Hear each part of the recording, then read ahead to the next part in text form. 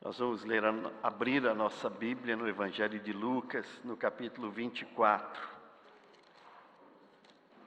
Estamos ainda à sombra da celebração da Páscoa, porque Jesus ressuscitou, está vivo, Ele está conosco, e nós queremos seguir refletindo um pouco mais ainda sobre esse tema.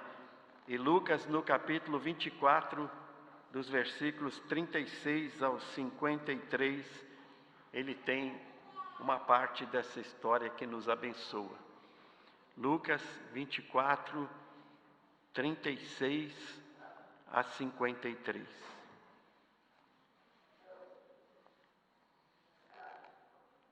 E falando eles destas coisas, o mesmo Jesus se apresentou no meio deles e disse-lhes: paz seja convosco. E eles, espantados e atemorizados, pensavam que viam algum espírito. E ele disse-lhes: por que estáis perturbados? E por que sobem tais pensamentos aos vossos corações? Vede as minhas mãos, os meus pés, que sou eu mesmo. Apalpai-me e vede, pois um espírito não tem carne nem ossos, como vedes que eu tenho. E dizendo isso, mostrou-lhes as mãos e os pés. E não crendo eles ainda por causa da alegria, e estando maravilhados, disse-lhes: tendes aqui alguma coisa que comer? Então eles apresentaram-lhe parte de um peixe assado e um favo de mel, o que ele tomou e comeu diante deles, e disse-lhes: são estas palavras que vos disse, estando ainda convosco, que convinha que se cumprisse tudo o que de mim estava escrito na lei de Moisés, nos profetas e nos salmos.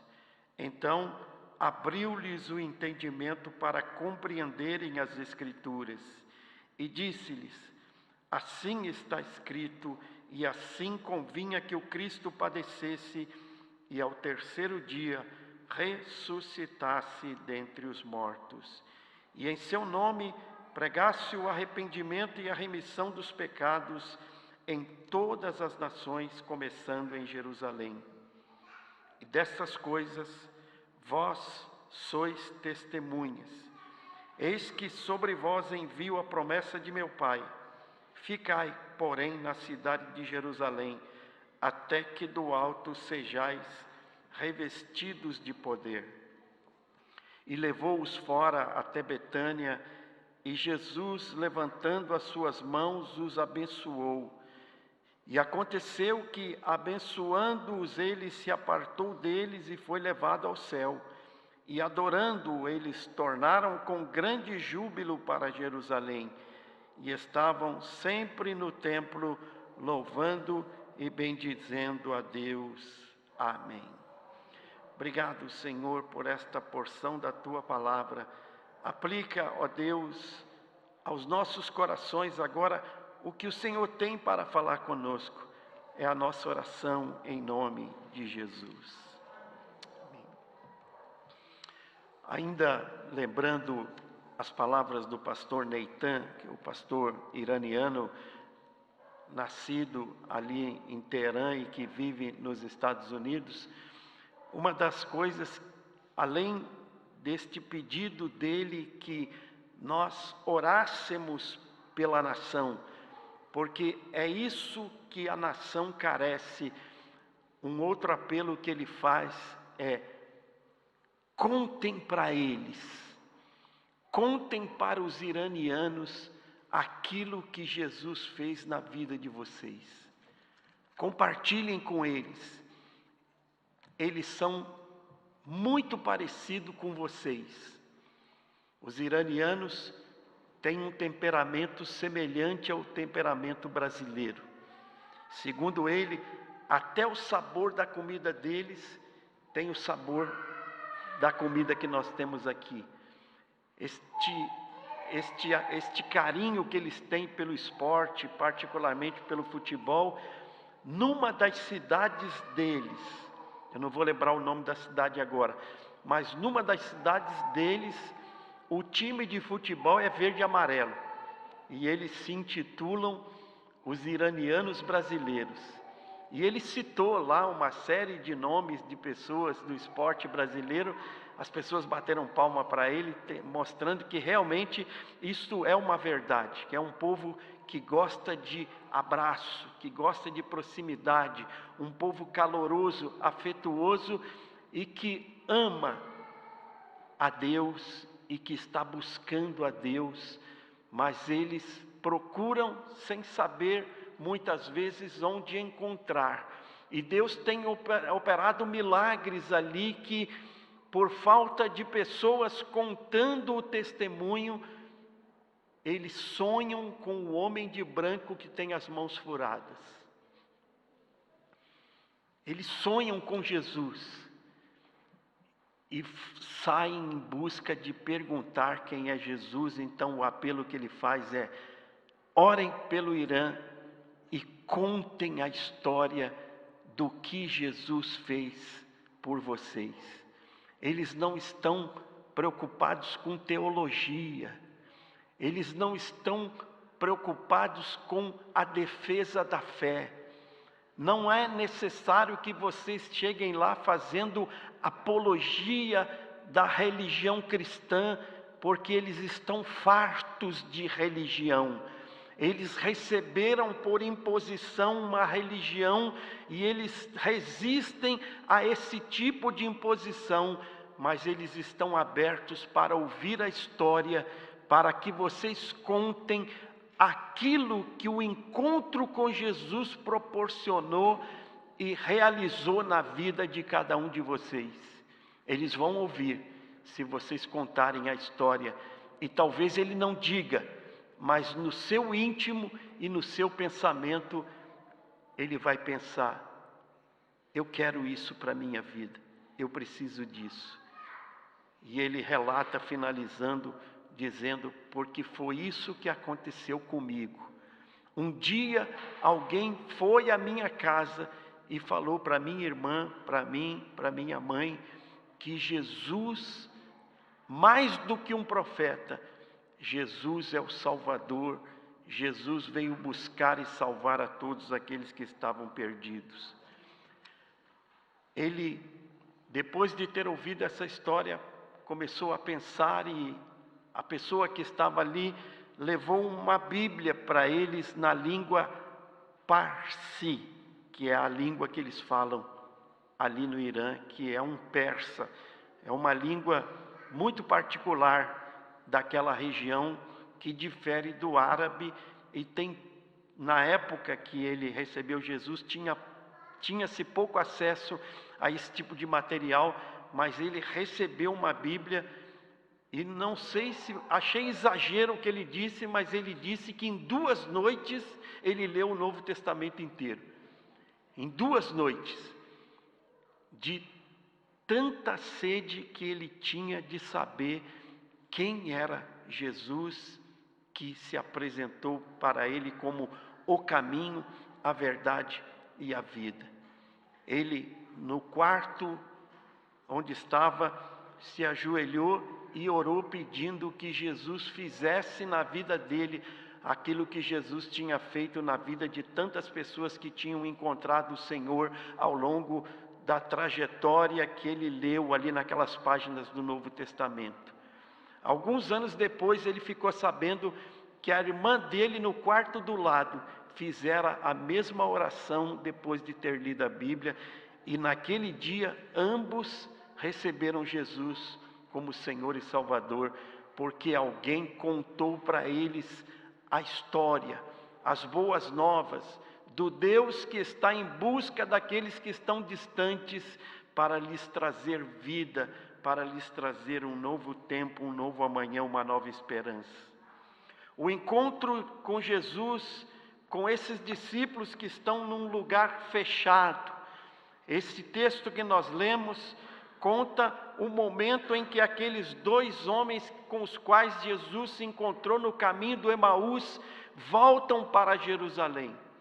O texto de Lucas começa dizendo aqui nesse capítulo final que 2 deles, apressadamente, logo no início do domingo, já estão caminhando de volta para a sua antiga vida, desapontados, perplexos, tristes, porque as coisas haviam saído diferente do modo como eles haviam planejado. Eles esperavam Jesus como um libertador que viria tirá-los do jugo da escravidão romana, um libertador político, alguém que fosse chegar montado num cavalo, liderando um exército e trazendo a libertação para eles. Era isso que eles estavam esperando, andando com Jesus. E quando Jesus é entregue na mão daqueles que o crucificaram, eles ficaram desapontados, eles não compreenderam,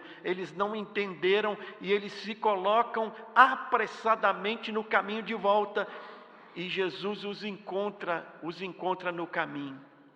Vocês conhecem o texto da jornada do caminho de Emaús, aonde, quando depois de Jesus mostrar a eles, através das Escrituras, que convinha que tudo isso acontecesse, no partir do pão, Jesus se revela a eles. E eles pensam, não nos ardia o coração quando Ele, pelo caminho, nos expunha as Escrituras? E apressadamente eles voltam para Jerusalém para contar, para dizer àqueles discípulos que estavam fechados num lugar, assustados também, perplexos também, que eles haviam tido um encontro com Jesus, e esse encontro com Jesus abrira os olhos e o coração deles, e eles agora estavam vivendo num relacionamento aonde Jesus estava próximo deles. Quando eles estão ali, o versículo 36 diz que quando eles ainda estão falando a respeito dessas coisas, dizendo que Jesus havia os encontrado no caminho, e eles o haviam conhecido no partir do pão, falando eles ainda essas coisas, Jesus se apresentou no meio deles e disse-lhes: paz seja convosco. O próprio Jesus, de repente, se coloca junto deles que estão também desapontados, também contrariados, também sem compreender absolutamente nada daquilo que estava acontecendo. Assim como muitas vezes nós nos encontramos na nossa vida. Elaboramos planos porque tivemos um encontro com Jesus e imaginamos que a nossa vida agora será uma vida que nós idealizamos, que será uma vida de um jeito, de um modo e de uma maneira altamente espiritual muitas vezes. A gente imagina um caminho vitorioso e em grande parte das vezes as coisas não acontecem exatamente como nós gostaríamos, e nós, como aqueles discípulos, nos entristecemos.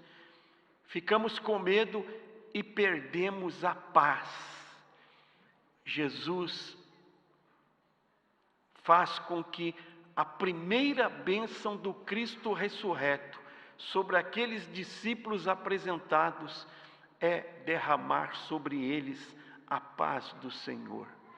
Jesus Cristo se coloca diante deles e não faz apenas uma saudação dizendo: paz do Senhor, paz seja convosco, mas o que ele faz ali é uma liberação espiritual de uma grande bênção, a primeira bênção do Cristo ressurreto sobre a igreja que está ferida e assustada, é dizer a ela: a paz do Senhor. Esse texto está aqui para nos ensinar que viver a verdadeira vida cristã no poder do Espírito Santo só é possível se nós estivermos experimentando a paz do Senhor nas nossas vidas. A paz de Cristo, a paz que é sobrenatural, a paz que é diferente da paz do mundo. A paz do mundo é circunstancial. A paz do mundo é frágil, porque depende de situações externas. A paz do mundo é aquela paz que acontece quando está tudo bem. Eu não estou doente, eu estou empregado, a minha família está todo domingo lá em casa, ao redor da mesa, comendo franguinho com polenta, macarrãozinho quente, saladinha de rúcula, está tudo lindo. Depois uma sobremesinha light, a gente come uma caixinha de chocolate, então está tudo bom. Aí eu estou em paz, porque está tudo bem, os boletos estão pagos, está tudo em dia, né? Não estou devendo nada para ninguém. Aí é fácil, é uma paz que as circunstâncias proporcionam que eu experimente esta paz que o mundo dá. A paz do mundo, ela depende que esteja tudo bem e que estejamos voando em céu de brigadeiro com as nossas vidas. Mas esta paz do mundo, ela é frágil. A primeira variável que foge ao nosso controle destrói esta paz, porque ela não está firmada em Cristo.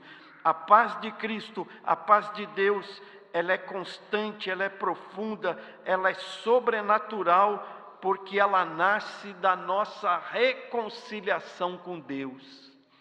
Aqueles discípulos recebem não somente uma saudação, mas recebem a impetração de uma bênção que vem de Deus, e Deus estende sobre eles as mãos, dizendo: paz seja convosco, porque reconciliados com Deus, o governo do coração do crente pode experimentar o que é a verdadeira paz.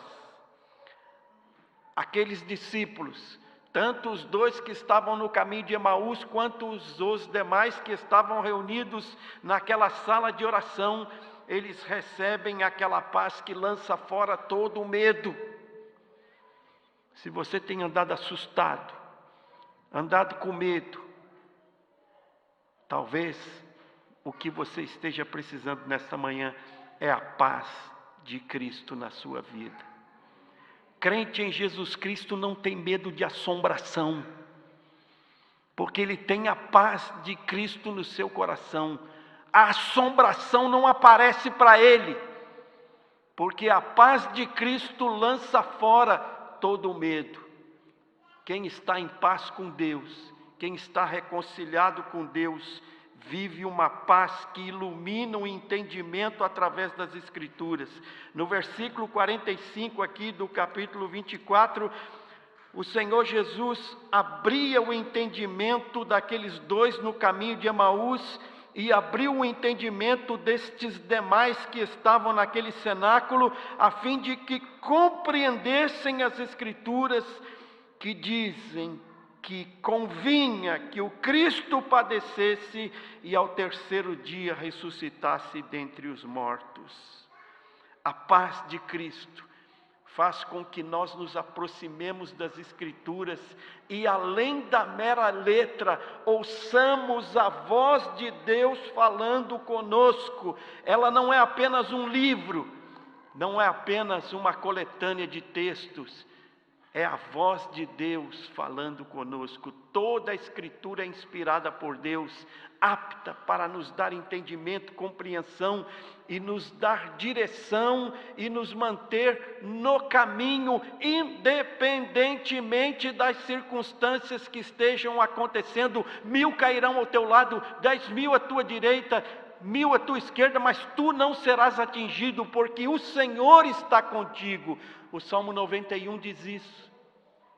E muitas vezes a gente imagina que basta deixar o Salmo 91 aberto lá em cima da prateleira, que vai, além de amarelar, trazer alguma coisa para a nossa vida. O Salmo 91 não é para deixar aberto lá na prateleira da sala, não. O Salmo 91 é para ser lido e apreendido no coração como a voz do Senhor falando conosco. Eu estou contigo, ele prometeu, estarei convosco para sempre. O Senhor ressuscitou, o túmulo está vazio, ele está conosco e ele é quem vai iluminar o nosso entendimento para compreender todas as Escrituras. A paz de Cristo, ela lança fora o medo, e ela nos envia como testemunhas daquilo que Ele fez conosco. Não só o povo do Irã, mas o povo do outro lado da calçada da Rua Elba está na expectativa de que nós contemos a Ele o que Jesus fez na nossa vida. Eu estava contando para uma menina, na semana passada aqui na igreja, que teve um tempo na minha vida, que eu achava que eu era filho de Iansã. Eu era menino, tinha 15, 16 anos, e eu achava, até que eu descobri o que os filhos da Iansã faziam. A Iansã é uma entidade dos terreiros de Umbanda. E quando eu descobri o que ela fazia, eu descobri que eu não queria mais ser filho dela. Porque o que ela fazia é com que os seus filhos guiassem os mortos em direção à sua morada eterna. Falei, meu Deus, é isso que ela faz? Eu morria de medo de morrer. Eu tinha medo de morte. Eu tinha um medo profundo de deitar e não acordar mais. Eu não quero ser filho dessa mulher. E eu procurei, então, descobrir quem era o que encaminhava na jornada contrária, da morte para a vida, e eu descobri que esse era Jesus. Enquanto Iansã leva os vivos para o caminho dos mortos, Jesus Cristo tira os mortos da sua sepultura e traz eles para a vida. Muitas vezes sepultados no medo, muitas vezes sepultados na angústia e na destruição. Eu contei para essa menina, e eu percebi que ela ficou me olhando, querendo conversar mais. E eu vou conversar mais com ela sobre isso. Vou conversar mais, porque quando nós contamos aquilo que Jesus fez conosco, nós nos tornamos as testemunhas, que é o que somos chamados para ser. O juiz é Deus. O acusador é o diabo. O advogado é Jesus. O que nós somos no tribunal é testemunhas, e precisamos assumir essa condição, parar de ficar querendo acusar os outros de problema, de dificuldade, de tudo de ruim que chega na nossa vida, e contar para eles a história do que Jesus fez na nossa vida. Eu estava morto e Ele me deu vida. Eu estava achando que eu era aquele que ia ajudar os mortos encontrarem a sua morada eterna. Mas quando eu descobri que era para isso que eu estava sendo chamado, eu pedi, Jesus, filho de Davi, tem misericórdia de mim. Eu preciso contar isso para as pessoas. Eu não sei aonde você estava, talvez num outro caminho diferente do meu, mas se você teve um encontro com Jesus, o que você mais precisa é contar essa história. É contar essa história dizendo que o que trouxe paz ao seu coração foi esse encontro com Jesus Cristo. Colossenses capítulo 3, versículo 15, a palavra de Deus, aquela que Jesus diz que é aquela que nos traz o entendimento. Colossenses no capítulo 3, o versículo 15, a palavra de Deus diz assim: a paz de Deus, para a qual também fostes chamados em um corpo, domine os vossos corações e sede agradecidos. É a paz de Deus que tem que ser o juiz do nosso coração. Estando em paz com Deus, meus irmãos, nós vamos experimentar a palavra de Cristo habitando em nós abundantemente, nos dando sabedoria, ensinando-nos, nos admoestando e nos fazendo andar como aqueles que vivem, em cujos lábios aparecem salmos, hinos, cânticos espirituais, cantando ao Senhor com graça no coração repleto de alegria. E quando fizerdes por palavra ou por obra, fazendo tudo em nome de Jesus, dando a Ele sempre graças a Deus. Colossenses 3, capítulo 15. A paz de Deus se torna o juiz do nosso coração. A primeira bênção do Cristo ressurreto é a paz de Cristo. Se você não está experimentando paz, receba nesta manhã a paz do Senhor. A segunda bênção são as mãos estendidas do Cristo ressurreto. Jesus não apenas fala, Ele mostra suas mãos, mãos marcadas, mãos feridas, mãos levantadas em bênção. Essas mãos nos chamam para um estilo de vida novo. As mãos de Jesus estendidas nos chamam para um outro estilo de vida, diferente daquele que nós vínhamos vivendo antes do encontro com Ele. As mãos de Cristo estendidas nos chamam a não revidar o mal com o mal. A paz de Cristo no nosso coração e as mãos dele estendidas sobre nós nos chamam a não revidar o mal com o mal. Nos chama a perdoar os que nos ferem e a orar pelos que nos perseguem. Você está perdoando os que te ferem? Você está orando pelos que te perseguem? As mãos do Cristo ressurreto levantadas sobre as nossas vidas têm este chamado, porque Ele na cruz orou dizendo: Pai, perdoa-lhes, porque não sabem o que fazem. A vida no Espírito é uma vida que reproduz o caráter de Cristo. A vida que teve um encontro com Jesus. A vida cujos olhos e os ouvidos do coração foram abertos pela presença do Cristo ressurreto. É uma vida que reproduz na sua jornada, a partir de agora, o caráter de Cristo. E Jesus não paga o mal com o mal. Jesus perdoa os que ferem. Jesus ora pelos que perseguem. A vida no Espírito é essa, não é outra. É disso que o pastor Neitan, iraquiano, que conversou conosco na sexta-feira, deixou para nós como alerta. Não permitam que este evangelho pervertido que tem sido pregado, dizendo outras coisas que não o exemplo de Cristo é que deve surgir como evidência de uma vida abençoada, cheguem ao Irã. Mas que chegue ao Irã a mensagem do Evangelho. Jesus Cristo morreu pelos nossos pecados e nos chama a viver a prática do bem, a viver uma vida em que nas nossas vidas apareça a adoração verdadeira. No capítulo 24 que nós lemos aqui, ele nos chama dizendo: e tudo o que fizerdes, fazei de todo o coração. Ele diz aqui no versículo 21, aos pais: não irriteis vossos filhos, para que não percam o ânimo. Ele diz aos filhos: obedecei em tudo aos vossos pais, porque isto é agradável ao Senhor. Ele vai dando vários conselhos aqui para as mulheres, para os homens, a partir do versículo 18, porque alguém que está em paz com Cristo, alguém que está com as mãos recebendo a bênção de Deus, vai demonstrar que isso é uma realidade com esses frutos aparecendo na vida dele. Dizer que é crente, até o diabo diz que é.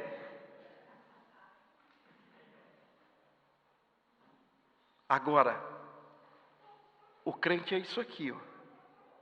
Aquele que, sendo mulher, está na mesma missão que o marido. Sendo marido, ama a esposa. Sendo filho, obedece aos pais. Sendo pai, não irrita os filhos. Sendo empregado, ele é um que dá exemplo, não só quando estão olhando, não só quer agradar os homens, mas ele teme a Deus e tudo o que faz, faz de todo o coração, como se estivesse fazendo para o Senhor e não para os homens. Este é o chamado para aqueles que tiveram um encontro com Jesus e querem viver uma vida cristã no Espírito. Versículo 24, eu vou encaminhando para o encerramento aqui, sabendo que recebereis do Senhor o galardão da herança, porque a Cristo o Senhor servir. Irmãos, aqui onde nós estamos, a gente não precisa ficar esperando reconhecimento de ninguém. Eu gosto daquela expressão que aparece lá na internet: você quer ser reconhecido? Vai para o IML, lá você vai ser reconhecido. Aqui nessa terra, O reconhecimento que nós precisamos esperar é o reconhecimento que vem de Deus. É aquilo que Deus está olhando e que está vendo na nossa vida.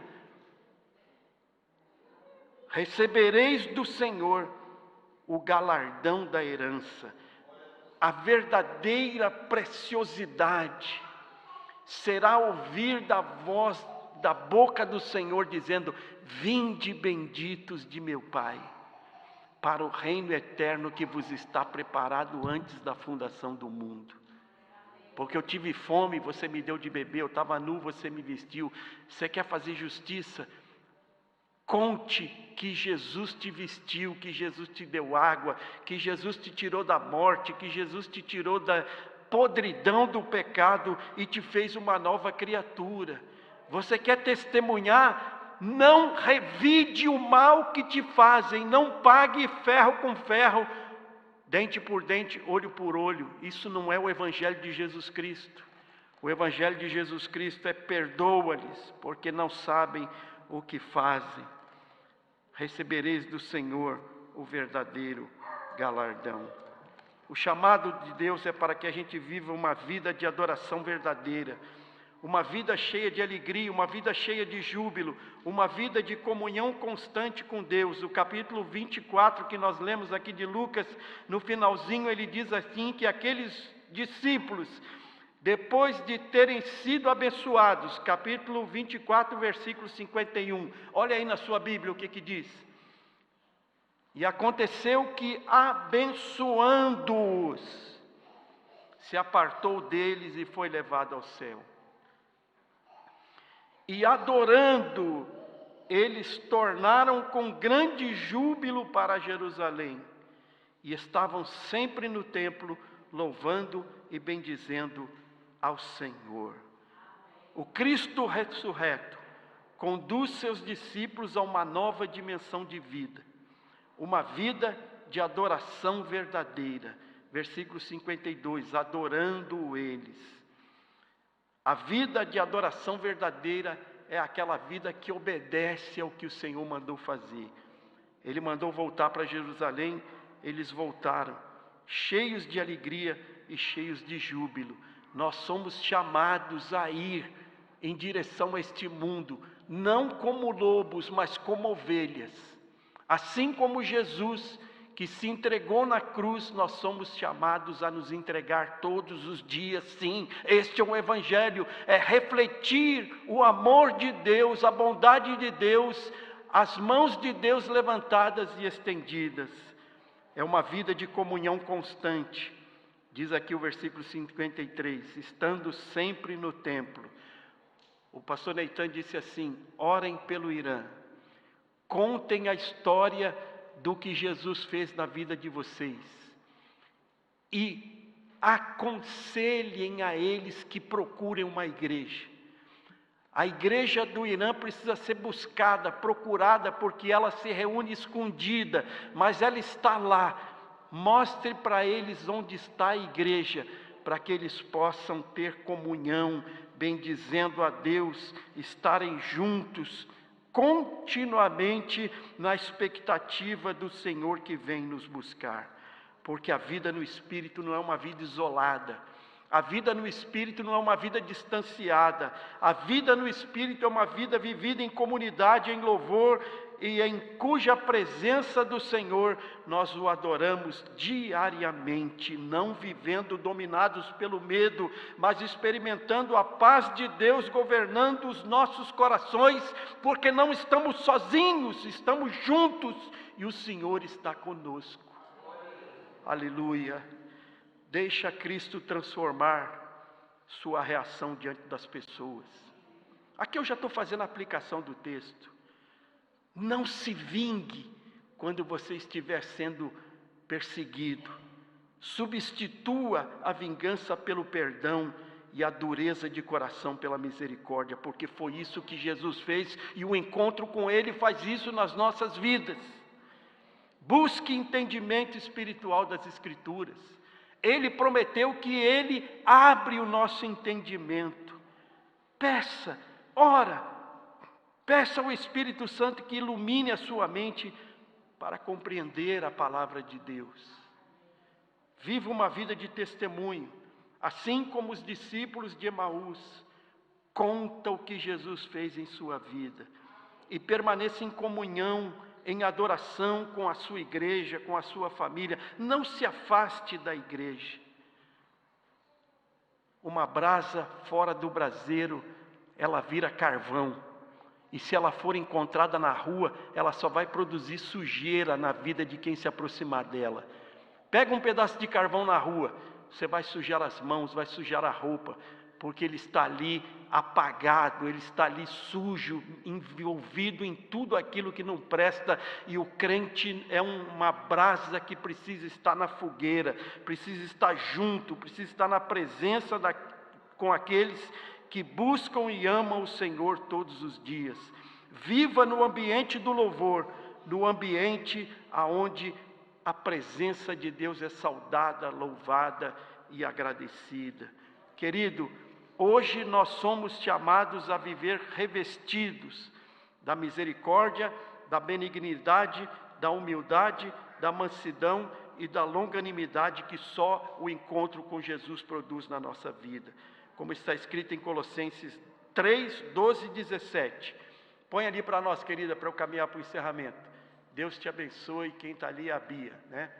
Deus abençoe. Portanto, é com vocês que Deus está falando. Vocês foram eleitos por Deus e não precisaram nem fazer campanha, né? Vocês foram eleitos por Deus. Portanto, como eleitos de Deus, santos e amados, revistam-se de profunda compaixão. Você já teve um encontro com Jesus, e o encontro com Jesus vai trazer a bondade de Jesus, a humildade de Jesus, a mansidão de Jesus, a paciência de Jesus para a sua vida. Suportem-se uns aos outros. Irmãos, suportar é o que eu sempre digo. Suporta o copo aqui. A gente tem que ser tutor uns dos outros. A gente tem que se ajudar. A gente tem que estar mutuamente. Se alguém tem motivo de queixa contra outra pessoa, assim como o Senhor perdoou, perdoem também uns aos outros. Versículo 14, acima de tudo isso, porém, esteja o amor, que é o vínculo da perfeição. Que a paz de Cristo seja o árbitro no coração de vocês, pois foi para essa paz que vocês foram chamados, em um só corpo, e sejam agradecidos. Ó Deus, obrigado por esta porção da Tua palavra. Ajuda-nos, ó Deus, a viver a verdadeira vida cristã no Espírito. Que a nossa vida seja marcada pela paz do Senhor, moldada pelo perdão do Senhor, transbordante da alegria do Senhor e totalmente dedicada à glória do Senhor. Ajuda-nos, ó Deus, a viver esta vida, porque de nós mesmos nós não temos força, mas o Senhor é por nós, e para as Tuas mãos levantadas nós olhamos com esperança, orando em nome de Jesus.